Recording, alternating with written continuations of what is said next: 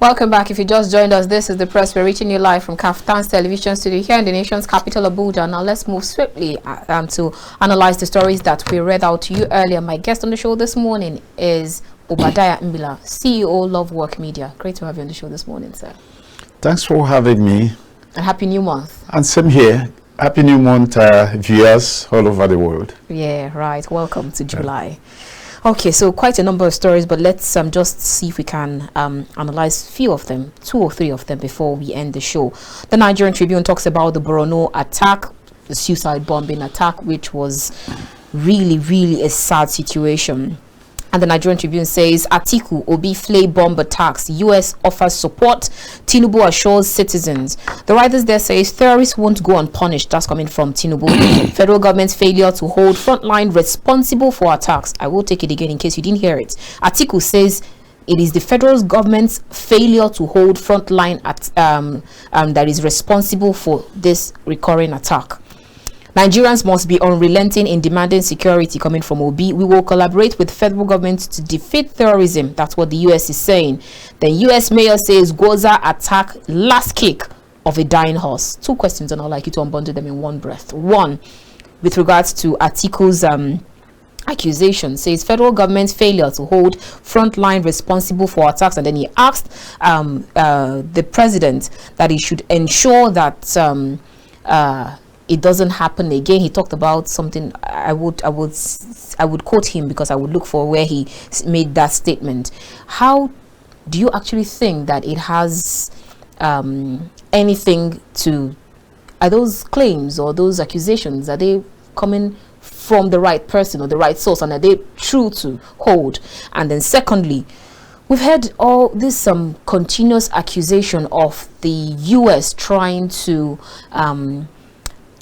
box Nigeria into a corner, and then you have this current government administration playing to the US card, especially with regards to how we continue borrowing and borrowing. Every time one thing happens, and the US, they're very quick to want to assist with what is just happening. Because if you still look at the Nigerian Tribune, it says debt to GDP ratio crosses 50% as Nigeria's debt servicing set to surpass revenue.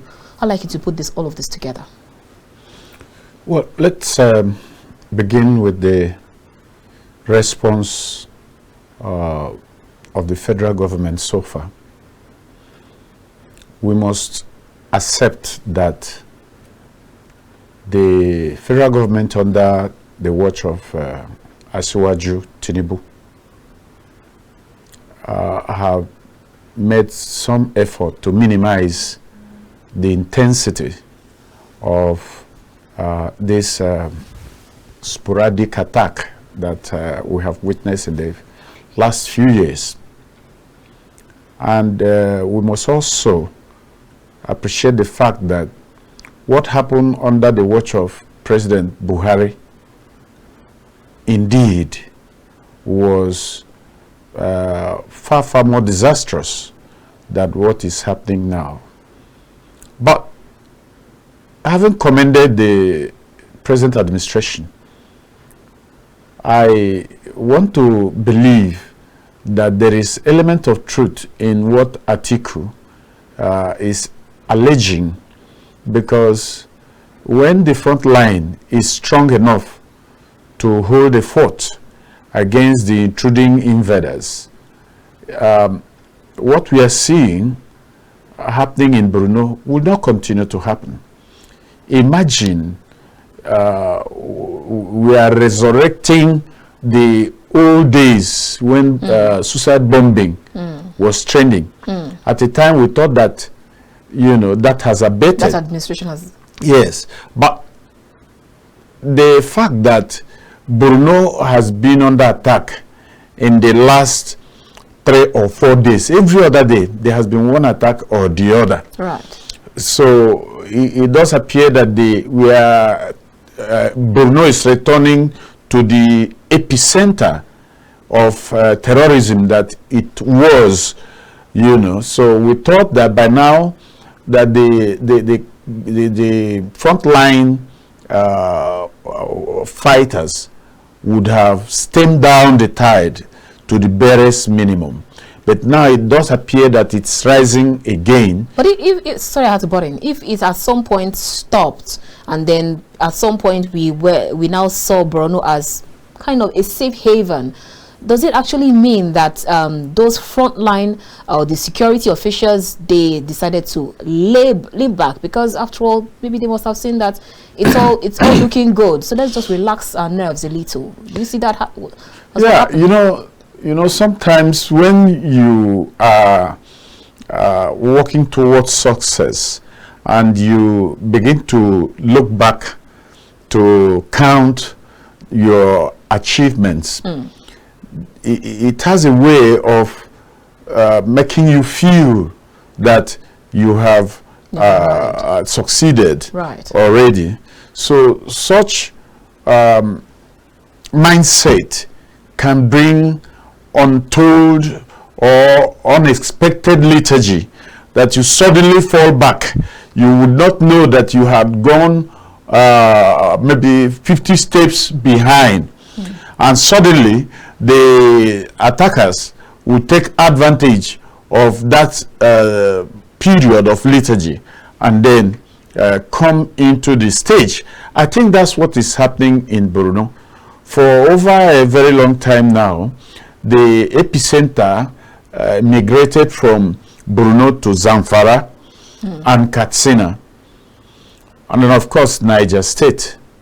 But now that Borno is coming back every other day to the front burner, it simply means that the achievements or the successes that has been made has been whittled down or has been neutralized somehow, unknown to those that are the frontline forces. So, like as I said, Atiku may be right. It might be that we are no longer fortifying the front line the way we're supposed to be. And that loopholes or lacuna would have been created by no other than federal government response to the front line, as Alhaji Atiku is alleging. The other problem that really bothers me is that, is there any role US is playing in fanning the ember of this insecurity somehow? Because I have not solved the puzzle that they sent their emissaries to come into Nigeria, rescue a kidnapped citizens of theirs, and went back safely unscratched. Is it that they have diplomatic understanding with those that are operating this insurgency, or what? And you know, before the election of Asiwaju Bola Ahmed Tinubu, the young man they call Reno Mukri did marshal out the disadvantages that we are going to have should Tinubu be win and be sworn in. Among other things he claimed is that the international community are going to find it a very big advantage because they know of the president's drug past, and that they will be using it to hold him down, you know, to implement whatever thing that they want. And the speed by which they are encroaching into Did you just say encroaching? Oh yes, because some of the policy of this administration, by the time you sit down and look into it, you discover that there is the hand of Esau, yes, but not the voice of Jacob. So one is at loss to definitely say this is the role US has been playing. To me, it's been like hide and seek, saying what will please the public and doing the other, the reverse. Of course, I believe so much that US has much to do to support the federal government in to stop this insurgency that has been ravaging our country. They have much. They have defense support that they can give. They have both kinetic and non-kinetic support that they can give. So don't you see it as support, them giving that support if they say we will collaborate with federal government to defeat terrorism in Nigeria? Isn't it that same support? Because some other persons have painted it as giving me something with one hand and collecting it back with the other hand. That's my opinion here. That's my opinion here. It does appear that the US are not sincere in their approach towards assisting not only Nigeria, probably it was their approach that made countries like Niger, Chad to order their forces to leave their country. Today, heeding the advice that those countries that have returned to military rule should be expelled from ECOWAS. After their expulsion, those countries have not seen anything attractive about ECOWAS. They appear to be comfortable in their zone. Of course, the stories that are coming from Burkina Faso suggest that they are amassing military hardways. You know, I don't know what they want to use it for. But like as I said, none of these countries wants to come under the supervision or receive the support of US because they no longer believe the genuineness of their support. And that is the reason why they are asking them to leave their country. Right. Here, we have not asked them to leave our country, and I doubt whether we will, because we may not have the lever if they are holding us at the jack collar. And of course, if what Reno alleged that our president might have issues to extricate himself from the pressure international community will bring on him, because according to him they know he's drug past.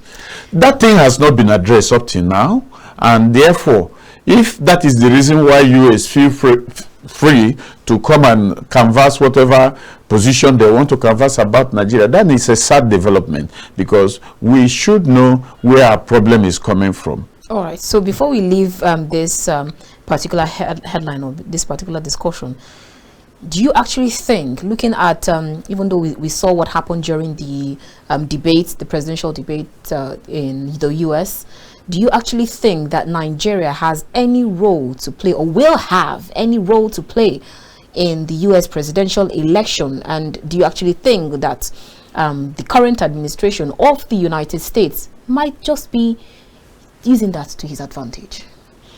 Yeah, before now, I used to be a very strong supporter of the Democrats. To that extent, it means I would have loved Biden to emerge or to finish his second term. But when you x-ray the activities of the Democrats, especially in this part of the world, you have reason to fear and doubt the sincerity of their intention. I still believe that the ISIS intruding into our eternal affair to some extent is owed to the ground that previous democratic administration Democrats built for them. I know some of us are still studying the role the Democrats played in fanning the ember of ISIS, giving them free support, and somehow Nigeria may not have direct part to play to influence election in United States, but they may have indirect parts that they are playing. It's no longer news that some Nigerians are mostly are supporting Democrats. Let's quickly take this call before we go ahead. Good morning, Chief Aro from Kaduna. Good morning. My name is Shettima from Kaduna. Go ahead, please. Yeah, I've been listening to your analysis with particular reference to that bomb blast. You see, it came at the time Nigerians were at peace. We were thinking that everything was over. By the time you look at where this bomb blast really occurred, Gaza happened to be the capital of terrorists, and Gaza is the constituency of Ali Indume. Gaza is shared the same border with Cameroon. I want to believe very strong that they will have taken very big precaution on it. You see, those people that Buhari during his administration, which he said they have really radicalized, they are the people coming back again. By the time you look at the poverty rate in Nigeria and they're out of school, it is very easy to get them to their side, for them to be doing all those things. Then, when we are reviewing the newspaper this morning, you said about 20-something of these terrorists, predominantly women, are still alive. I've asked a pertinent question. The intelligence, how did they know that it was 20-something? If they know that they are 20-something, they can hunt for them. That's right. And they should tell us their hallmarks so that at least we'll be able to trace them. Now that they have started this type of thing, my sister, everybody should be very careful. That is to say, the intrigues that they are using, the intelligence are supposed to tell us what type of dress they wear, how they walk, how they sneak in. We should be able to they should be able to tell Nigerians, right, so that Nigerians will take precaution. Right. Now that it has happened in Boza, there's a likelihood that it can happen anywhere in the country again. So the moment they don't stamp it in the mud, there is going to be problem. And that is why we are saying that with the economy and the out of school, it is also going to create problems. People are hungry. All right. And they can entice them with any monetary aspect. Absolutely. To lure them to their side and increase insecurity in the country. You see, we have a very big problem. And you talk about the America. You see, the America, they say charity begins at home. You cannot expect Americans to come and fight for you here. Everybody has a role to play in Nigeria. That is why I like the Southwest. In the Southwest, if they see any stranger among them, they will be able to ask questions. But you see, in the North, it is not like that. That is why you see that insecurity is very high in the North. All right, Chief Aro. You see, the religious aspect also comes in. So we should be very careful so that we don't go to the era of worry again. God bless our country, Nigeria. God bless you too, Chief Aro, calling us from Kaduna. Thank you so much for your contribution. All right, our time is fast spent. Our phone lines are still open. We can still take at least 1 or 2 calls before we end the show. All right, let's move straight to the Vanguard newspaper. I'll take two questions and I'd like you to take them together. 2 different headlines. The Vanguard this morning says agony as federal government retirees ground under 230 billion naira pension arrears, and the writers there says no payments made for over 1 year. Legality binding upward review suspended for 15 years. Stakeholders call for boycott of government securities, while regular dialogue and pressure from labor is required. That's coming from PENUP. Are we still back in the days where our parents, our grandfathers will sit outside begging to have their own monies? Even they're beating under the rain, the sun. Some of them lost their lives just begging to have their own monies. That's one on the side. And then secondly, I'd like you to take 2 headlines together very quickly. The second headline here says Serap to CBN account for missing 100 billion naira dirty notes. Most definitely, we've not even talked about that dirty note, even though you have one of the headlines this morning, I think it was the Punch newspaper, that said a particular driver has jackpot for over 2 years, but yet he's still receiving federal government salaries. Let's get your thoughts. Just one of those unfortunate ones. We have thousands of them residing overseas who are still collecting their salary. And the directors in charge of finance and administration, most of them knows those people that are collecting this money. So there is a collaborative effort from inside and outside. So the driver that has just been identified is just one unfortunate, unlucky one. There are too many of them. Back to the reason why pension administration is becoming a Herculean task to the federal government.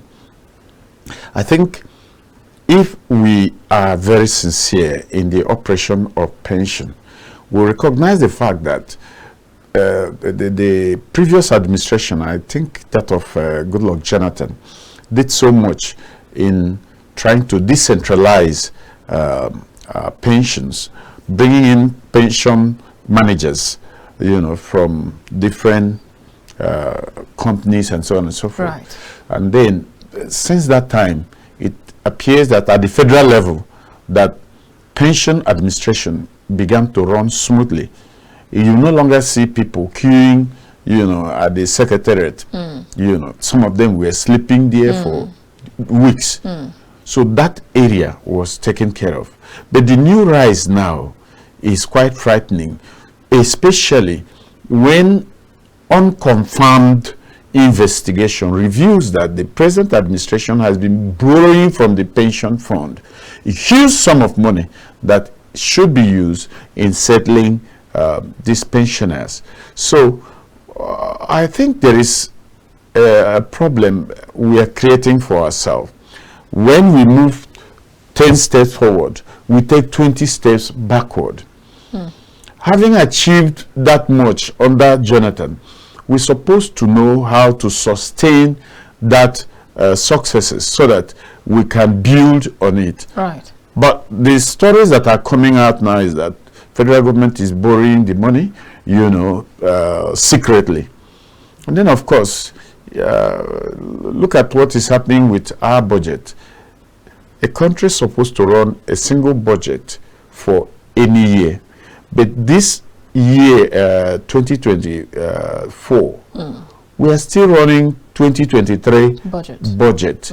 And each time they feel that they need to do anything, they will return to National Assembly, and National Assembly will just do the bidding of the executive. You're accusing this current National Assembly administrators? Am I accusing them? Can't you see the trend? It has been we will return it as demanded. That's how it has been. Sometimes we need a legislature that can stand their ground to question the executive. This is abnormally. You're introducing something that is unconstitutional. Of course, it's an impeachable offense. So, but they don't query, they don't criticize. And it does appear that everyone in the National Assembly has been boxed into one corner. So no one is... Even the opposition parties. Even the opposition parties, you know, they are seeking, they are romancing with the ruling party. And it does appear that, no, we don't have any choice than to romance with it. So everything they want, we will do. That is what is happening in National Assembly. It's unfortunate. So any financial mismanagement that is being alleged is owed to the fact that the non-transparent way we are carrying out the administration of the public fund is the reason. All right. Now we don't know what happened to those mutilated notes that Serap is raising eyebrow now. And Serap wouldn't have raised eyebrow if they did not perceive that something fishy has taken place. I do know in the past that staffs of central bank usually prefer the mutilated money. Right. Instead of burning, destroying it, they will bring it out and it continues in circulation. Meanwhile, the one that was brought out is no longer going to be accounted for. It is a sad situation, if you ask me. All right, we'll move straight to discuss other matters, but let's quickly take this call before we go ahead. Good morning. Hello, good morning. Good morning, Collins from Otuko, Benue State. Go ahead. Good morning.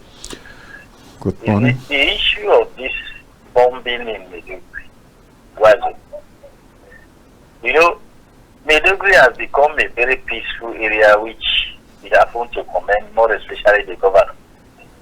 saloon. But actually, I happen to take it that it's because of the hunger strike that is happening. Somebody was like saying something when we were in Makodi last month for the democracy. You see, because of this hunger, he can do anything just to survive. I say, what? He say, yes. He say he can do anything to survive. Mm. So if you look to it now, look at the governors. If happens that the federal government is trying to improve the salary structure of workers, and the governors are saying that they could not pay, how much are they collecting? Somebody make a statement that if happens that they see that the 62,000 is enough, then let them round all the whole workers in the federal government, both in the state and the federal government down to the local government. Let them begin to collect the same amount of money and see the pains that the workers are going through. If you see today, all this thing that is coming about because of the hunger, everything is standing still. There is no money, and these are still on the high side. And top of the salary, they are not paying. Okay, I commend my governor, was it last month? He cleared areas of from 2017 down to date. These are areas that other governors supposed to have been paid. All right. So there are so many things that is going on, and it started from the crowd. We started starting from the crowd, more especially from the chairman, councillor, down to the commissioners and the governors. All right. Okay, look at the governors now. After 8 years of corrupt strategies, they are still paying their pension. People that work for good for 35 years before retirement, they could not get their money. So all right, Collins. Thank you so much, Collins. Shall we say this are not going well? And all these things will come up because of the pains that people are undergoing. All right. Thank you so much, Collins. We have to let you go. Thank you for your contribution. Very well appreciated. Okay, so let's go to still stay on the Nigerian Tribune. Let's take our last two headlines before we let you go. Electricity tariff hike. Most universities will become bankrupt. That's coming from Uniben VC, because I saw a particular headline where they said they're owing over 200 million naira. I'm sure I'll find that headline again. But then aside that, let's get your thoughts in that regard, because now the Guardian newspaper says empty ATMs dot metropolis as banks trade with POS operators. Means that we're sliding back to that era where we used to buy 1,000 naira for 1,400 or so. I'm sure that's like two already. And then the last one here, still on the that's business day, says Nigeria's food crisis seen worsening as costs triple. Country raise anger of the hungry. Planting season missed as rain peaks. 3 questions, and I know you can take them together in the next 5 minutes. Well, the university is supposed to be a research center, and when others are crying because they don't have any alternative to energy, I don't think the university is supposed to be crying. They should be the one that are investing their money into alternative energies, right? So that at a time like this, they'll continue their operation with ease, and maybe help industries to see how to create alternative to the energy challenge that we are having now. But then how sustainable are these alternative sources of energy, the solar and all of them? Because I remember having a conversation with the chairman of AEDC, and then he stated that we cannot do without the national grid. No, we are not saying that we can do without it. We are only saying that many countries have created solar alternative such that they have large solar farms, from where they generate the power that they need to operate. In the universities, I don't think that their consumption of energy is like the industrial areas where machines are required, power is required to operate machine. The universities should only be talking of minimal usage of power, lightening the environment, the AC, and so on and so forth. So that level of energy requirement can be empowered by them if they invest their money in a solar alternative. So if I hear this type of cry coming from a university, it reminds me that we are not doing enough to help ourselves. So that's misplaced priority. Of course, why should the universities be the one that would cry out? Yes, you are owing. You are owing because you have not invested in the right area. They are the one that should be. When you talk of Silicon Valley in the United States, what are you talking about? You are talking about the product of universities that are in the States. Whatever they are doing is as a result of the researches that has been conducted by the universities. All right. So when we cry and the universities also join in crying, then we are in trouble. All right. Talk of the POS operators. Says empty ATMs dot Metropolis as bank trade cash with POS operators. I am disturbed by the way our ATM works this day. Granted, they told us that it is called cashless economy. That's what brought us to this problem. Right. But you can understand that if the structures for a cashless economy has been put in place, we will not be suffering what we are suffering today. I don't want to call this bank by name. I have an account with a local bank that each time I do transaction, I'll get a balance, let's say 10,000. By the time I do another transaction of maybe 1,000 or 2, I'll be seeing 3,000 as my balance. I've gone many times to that bank and I'm becoming tired. I'm only asking, where is the alternative that I need other than using my bank? And then of course, when I mention the brand now, people say, it's a reputable bank. But this is what has been happening. And I've gone to their app to discover that many people are complaining. Yes, are complaining. Again, someone is saying food security and not food security. There was this story of a community that the bandits have freed, that have asked them, go to farm. We will not do anything against you. Go and farm. We will protect you. Government is hearing that such community is existing in the place they call their own. And they are not waiting on government to give them order. They are waiting on bandits.